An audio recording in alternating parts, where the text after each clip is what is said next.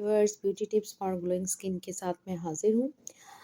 आज बहुत सर्दी थी, बहुत शदीद सर्दी, जिसकी वजह से आज मैंने इन्वर्टर ऑन किया हुआ है और गैस का जो आना जाना लगा हुआ है, तो आप मुसलसल गैस का हीटर भी यूज़ नहीं कर सकते।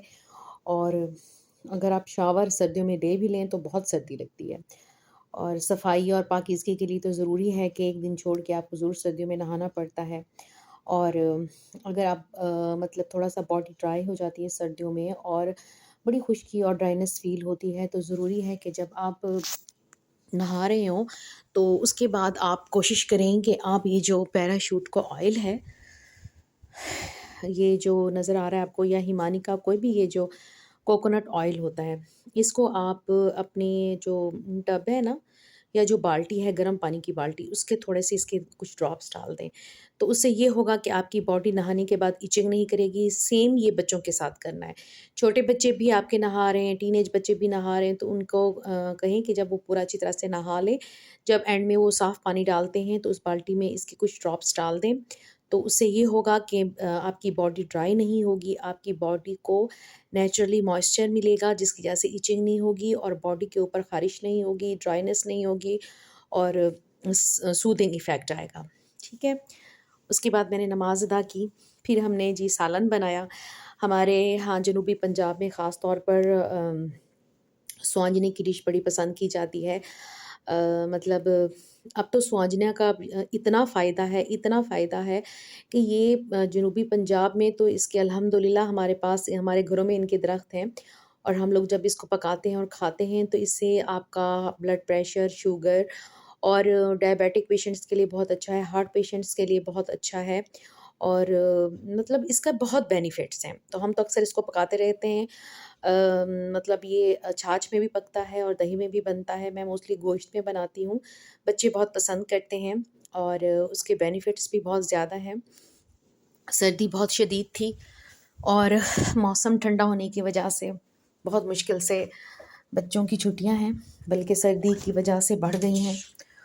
और बच्चे घर में होते हैं, लेट उठते हैं, उनका जी लेट नाश्ता चलता है।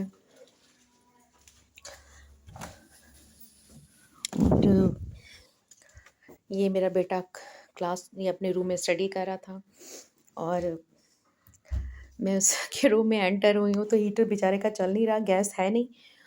और ये इसने कमरे का हाल किया हुआ है। 10th का स्टूडेंट है और कभी मेरे से भी डांट खा रहा होता है स्टडी के लिए। बाहर का मौसम जो है काफ़ी फॉरेस्टी है, बहुत बुरा हाल है। धूप जो है हमें काफ़ी दिनों से अपना चेहरा दिखा ही नहीं रही।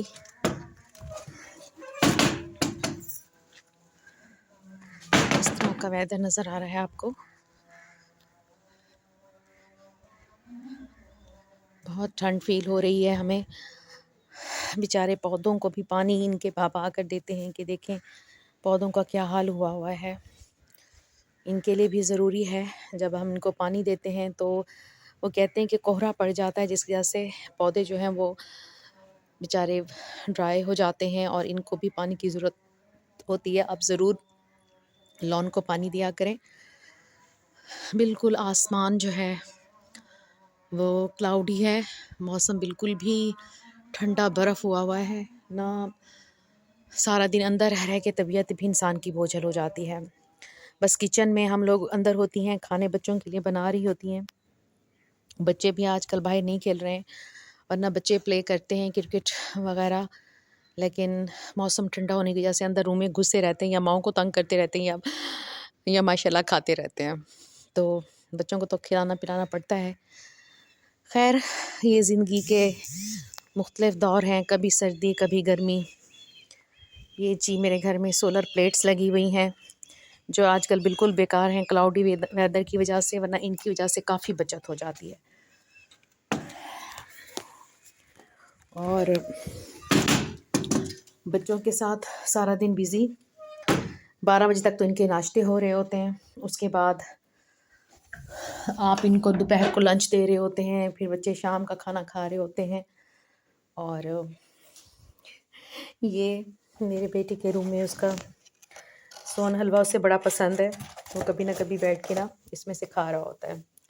खैर, सबसे पहले ज़रूरी है कि हम लेडीज़ जो हैं, हम फोकस नहीं करती हैं कि हमने जो है अपनी डाइट भी हेल्दी रखनी है, हमने भी अच्छी खुराक खानी है। बच्चों का भी आप ख्याल रखें, और छोटे बच्चे को जो आपके ग्रोइंग एज के बच्चे हैं ना, छोटे बच्चे ख़ास तौर पे, उनको फ्लू, नज़ला, बुखार, ज़ुकाम बहुत शदीद हो जाता है। तो उनके लिए एक टिप दे रही हूँ, जब आपको फ़ील हो कि बच्चों को जो है वो खांसी शुरू हो रही है या हल्का हल्का नाक बह रहा है, तो देसी अंडा उनको बॉयल करके आप दें, और उसके बाद रात को गर्म दूध और उसमें 1 टीस्पून हनी का डाल के दें, तो बच्चों का गला बिल्कुल ठीक हो जाता है।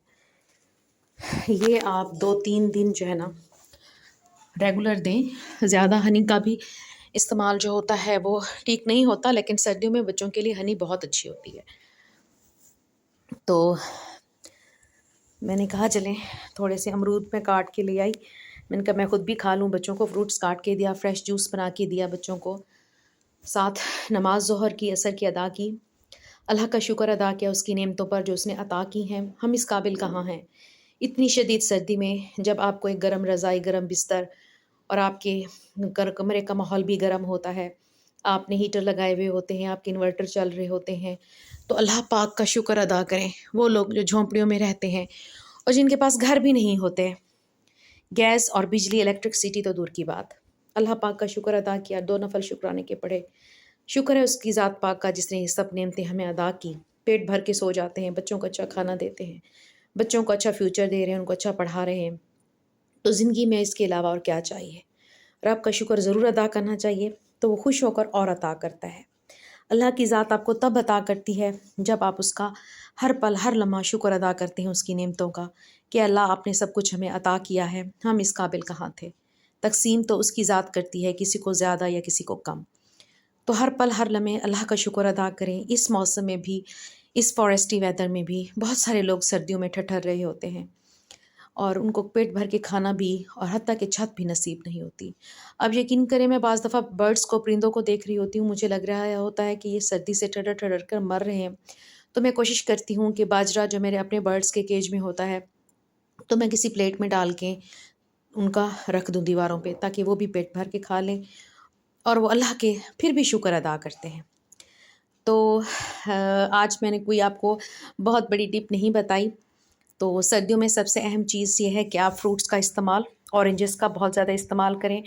अमरूद तो वैसे बहुत अच्छा लगता है, जितना हो सके फ्रूट्स डाइट में शामिल करें। नीम गर्म पानी पिएँ, नीम गर्म दूध लें और बच्चों का ख़्याल करें, ख़ास तौर पे उनका नहाने के बाद उनको बाहर मत भेजें, वो अंदर बैठें। जब उनका पूरा बॉडी ड्राई हो जाए तो फिर उनको बाहर निकालें।